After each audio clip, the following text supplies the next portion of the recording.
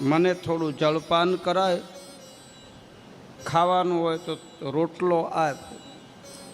હરજી ભાટીએ કહ્યું છે કે મહારાજ, મારી પાસે જે જળ હતું, રોટલો હતો, એ તો બપોરે મેં ખાઈ લીધું, હવે મારી પાસે કાંઈ છે નહીં.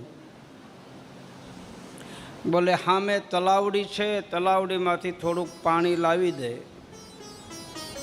હરજી ભાટી કહે મહારાજ, વર્ષોથી હું આયા બકરા ચારું છું, એ તળાવમાં પાણી નથી. તો કે તારા બકરાનું થોડુંક દૂધ દે. હરજી ભાટી કહે છે મારા બધાય બકરા પાંકડા છે, એક કે બકરા દૂધ આપતા નથી. સાધુએ કીધું કે તું રામદેવજી મહારાજની ભક્તિ કરે છો? બોલે હા.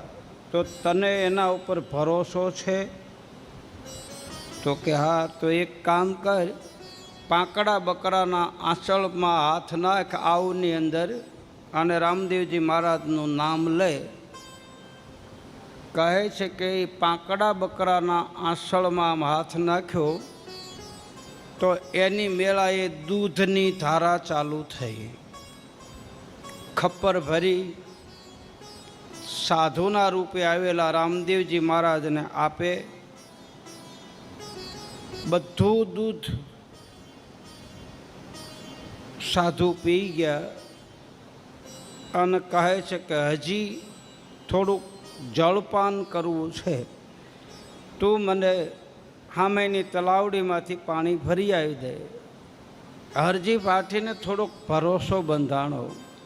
પ્રમાણ મળ્યા પછી થોડોક વિશ્વાસ બંધાણો.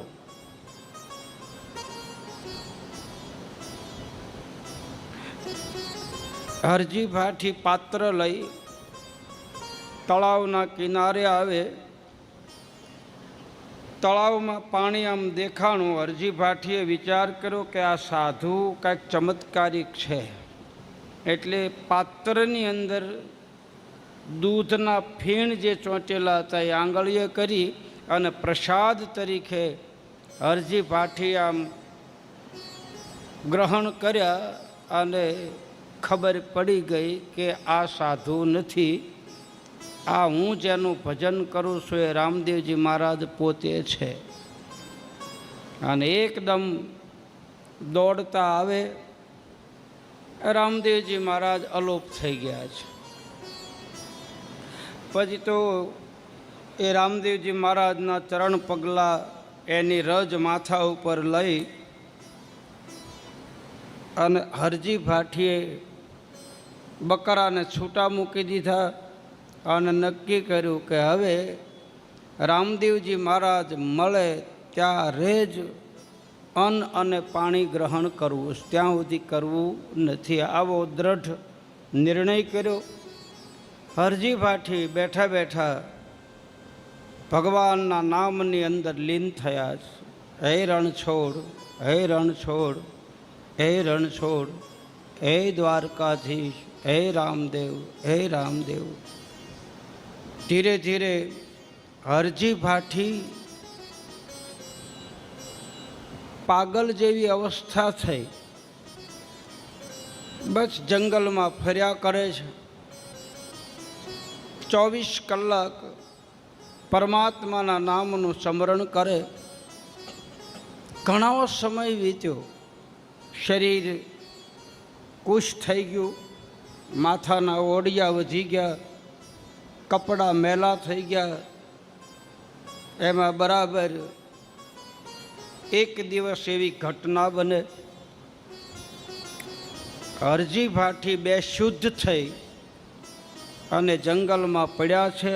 અને રામદેવજી મહારાજને ચિંતા થઈ કે હું નહીં જાઉં તો કદાચ મારો હરજી પ્રાણ છોડી દે.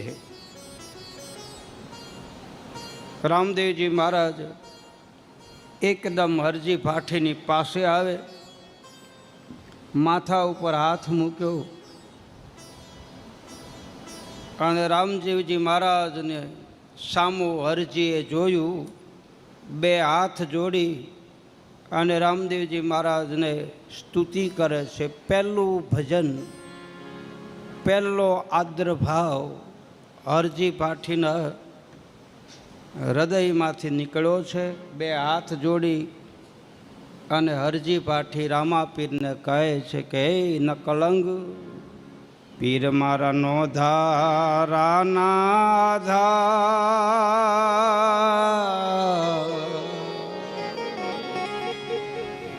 માતા રે મિનળ દેના જાયા પીર રામદેવ.